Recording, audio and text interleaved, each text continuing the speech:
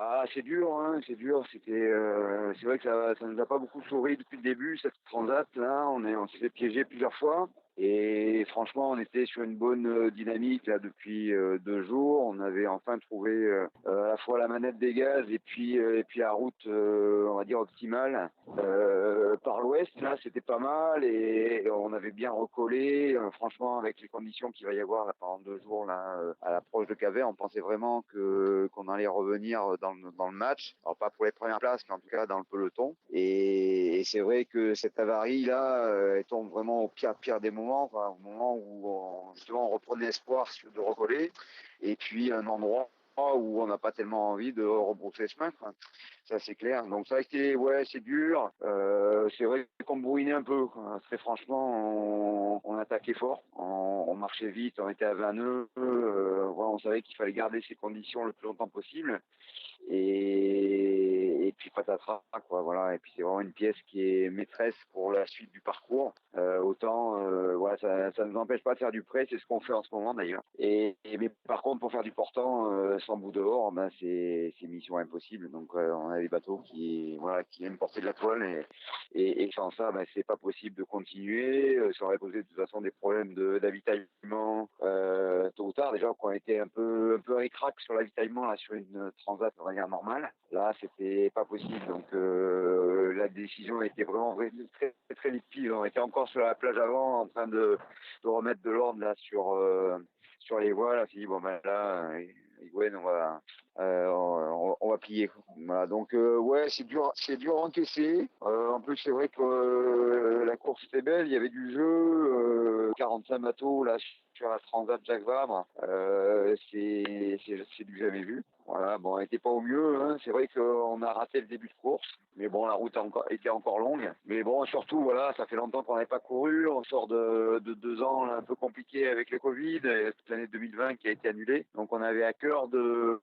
faire une jolie transat, de faire une jolie trajectoire sur l'Atlantique aussi, et puis de raconter une belle histoire à tous nos partenaires qui nous ont soutenus, qui sont évidemment aussi déçus que nous, et qui voilà vont perdre beaucoup, voilà, avec cet abandon. On va continuer nous à alimenter, voilà, les réseaux sociaux, mais évidemment l'histoire n'est pas la même. Ça va être ouais, ça va être compliqué. Les jours qui viennent vont être difficiles à vivre. Quand on a vu les dégâts, on savait que de toute façon on n'avait aucun moyen de réparer ce genre de pièces, et que sans bout dehors, il était hors de question de traverser pour traverser, quoi. On n'est pas là pour ça. On est compétiteurs. L'idée, c'était de grappiller des places, même si c'était la 35e, c'était pour les grappiller. Là, c'était pour finir dernier, et surtout avec une semaine de retard, ça n'a vraiment aucun sens pour nous. Donc voilà, ça a été très très vite fait. On s'est regardé avec Gwen, on s'est dit bon, là, pour le coup, là, c'est plié. Mais bon, c'est une évidence. Bon, la voile reste un sport mécanique, hein, donc c'est vrai que on a beau préparer nos bateaux pendant des mois et des mois, de faire tout ce qu'il faut pour que ça fonctionne. Quand il y a une pièce qui lâche, c'est l'arrêt au centre. Alors c'était au début de nuit, là, le vent était en train de faiblir, mais de refuser. On était sous petite génac, voilà, une allure que le bateau aime particulièrement bien. Là, en plus on avait de la houle, la grande houle atlantique poussée, donc ça allait vite. On faisait 15 nœuds de moyenne avec des pointes à plus de 20 nœuds. C'était assez serré. Bon, le bateau allait vite. On a l'habitude de naviguer dans ces conditions-là. Ça posait pas de problème, mais il y a une accélération un peu plus forte que les autres. Et le bout là, on a entendu un grand boom. C'était de nuit, hein, donc c'était en début de nuit. Il y avait la lune, mais il y avait quand même pas mal de stages couverts, donc on voyait pas grand-chose. Et c'est quand on est allé devant qu'on a aperçu l'étendue des dégâts. On pensait que c'était la mure qui avait lâché, mais en fait c'est pas la mure, c'était le bout du dehors lui-même, c'est-à-dire le support de cette amure. Voilà, donc là c'était irrémédiable. On savait qu'on ne pouvait pas réparer et qu'on pouvait envoyer les voiles dont on aurait besoin de toute façon dès le soir même d'ailleurs, hein, qu'on était sous Genac, et après ça passait sous Côte Zéro. Donc de toute façon voilà, on pouvait plus naviguer, on pouvait plus régater. Et nous, quand on peut plus régater, on retourne à la maison. Nous, on est basé en Méditerranée, donc nous, on va pas s'arrêter à Gibraltar, mais on va passer par le détroit. C'est notre route, c'est celle qu'on devait emprunter finalement un mois plus tard, après la transat. Voilà, donc on ramène le bateau à sa base qui est à Port Camargue. Voilà, on regarder un peu, on va faire un bilan à froid de cette transat, ce qui a marché, ce qui n'a pas marché. Et puis on espère surtout voilà, que nos petits copains vont bien s'amuser sur l'Atlantique, qu'ils vont retrouver du vent assez rapidement parce que l'Alizé n'est pas installée voilà, au large du Cap-Vert. Donc j'espère que tout ça, ça va revenir dans l'ordre pour puisse faire des belles moyennes et puis arriver comme ce qui nous a été vendu, c'est-à-dire en même temps que les Ultimes, en même temps que les Ocean 50 et en même temps que les IMOCA. Et ce serait une belle histoire.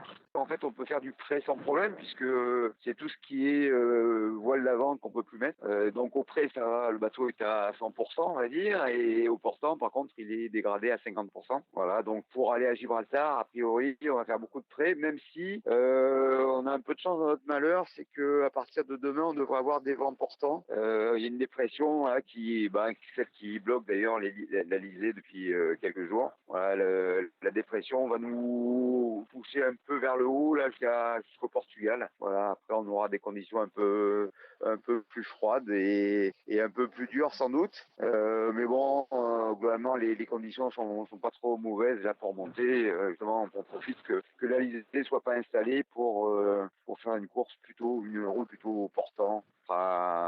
Plus agréable que ce qu'on peut connaître voilà sur ce parcours entre le Cap-Vert et Gibraltar qui est pas une mince affaire d'habitude. On avait la chance d'avoir une belle course là que nous proposaient voilà les organisateurs de la Transat Jacques Vabre.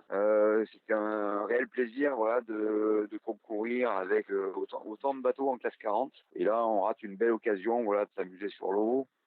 C'est dur et puis c'est dur pour tout le monde. On met beaucoup d'énergie voilà dans ces projets-là. D'abord réunir des partenaires, réunir un budget. Dans la période qu'on a connue là, finalement, ça a été quand même difficile. On avait des grands doutes sur notre capacité à rebondir après cette pandémie qui existe toujours. D'ailleurs, si vous avez compris, on n'est pas sorti de l'auberge. Voilà, il y a évidemment un peu de fatalisme parce qu'on peut pas guère faire autrement.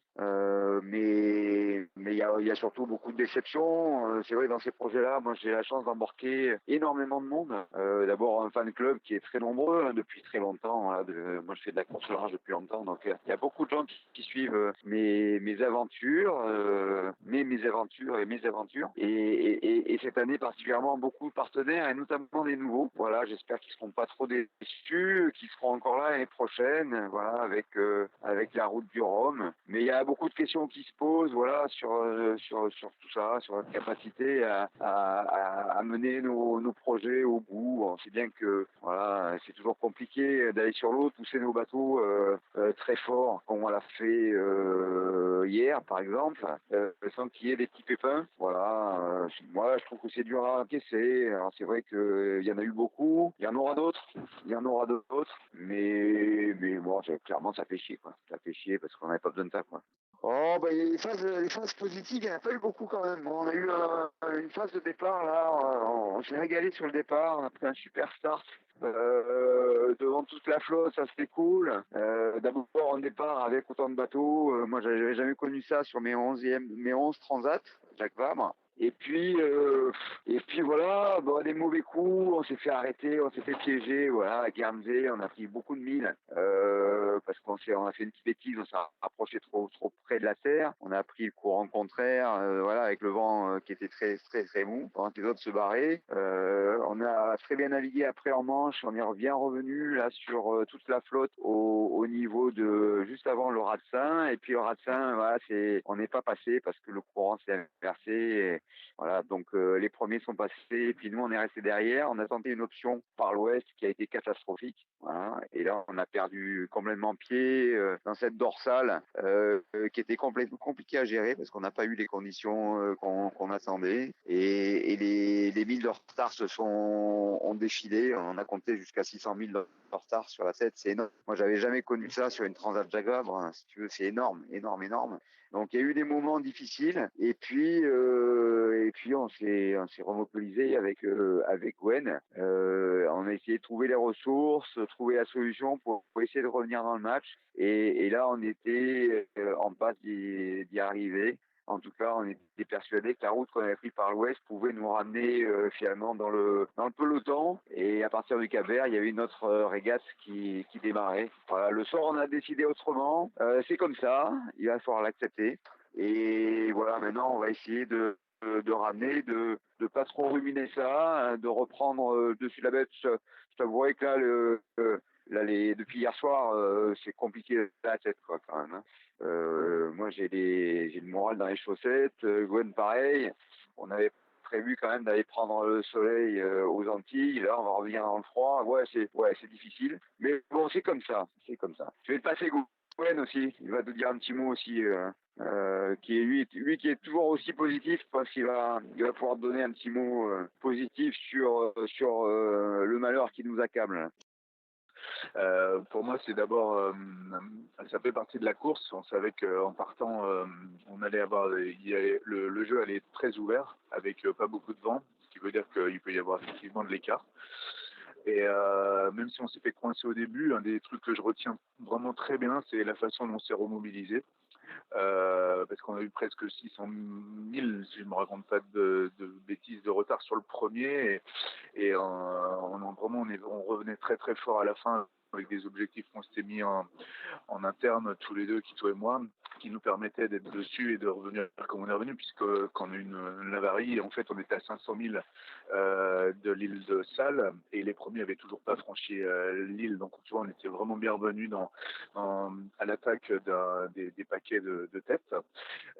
Et on allait très vite. Ça faisait quelques pointages qu'on était dans les 2-3 meilleures vitesses de la flotte. Et donc, ouais, on était vraiment dessus. Voilà, c'est la façon dont on s'est remobilisé. On a trouvé quelques petites astuces entre nous et ça a été super. Voilà. Mais je pense que l'amitié joue beaucoup, hein, parce que dans les moments difficiles aussi, c'est qu'on peut compter l'un sur l'autre, quoi. Voilà. Et après, l'autre chose, je te donnerai juste une anecdote, ce sera plus simple. C'est donc quand il nous est arrivé ça, on a géré le au plus pressé, récupérer le morceau, rentrer les voiles, etc. Et puis ensuite, on a essayé tant bien que mal de se remettre sur un système de car. Puis quand je me suis retrouvé dehors parce que c'était le mien, écoute, j'avais plein de choses qui me venaient en tête et finalement, faut quand même pas qu'on perde de vue ce qu'on fait, quoi. Ce qu'on fait. C'est-à-dire que moi, j'avais énormément. Ce qui m'est revenu très fort, c'est ce plaisir à renvoyer un riz, à renaviguer. Et on n'était plus en course, tu vois. Donc c'est vraiment le plaisir qu'on a à pratiquer cette magnifique activité. Je parlerais plus que de sport, d'une vraie discipline avec les éléments, quoi, la mer, tout ça. Et forcément, j'avais une pensée pour le Covid, les périodes qu'on a passées, les gens qui en souffrent aujourd'hui. Et c'est un peu le monde qu'on va retrouver. Donc faut vraiment qu'on profite de ces moments-là parce que c'est encore. Je suis vraiment conscient que ce sont des moments uniques, quoi. Bon, puis vous allez être là-dedans, vous allez être dans ça, dans ce plaisir et cette amitié pendant encore une semaine et ça va vous permettre aussi de redescendre tranquillement avant de retrouver la terre. C'est ça, et puis bon là, faut laisser passer un petit peu le grain comme on a l'habitude d'en avoir de temps en temps en course. Et puis après, on va reconstruire le futur, le futur proche, le bateau, tout ça, et puis un peu plus moyen terme, etc. Donc ça va se faire dans la semaine qui va arriver. Enfin, ça va se faire. On va commencer à élaborer des choses. Ouais.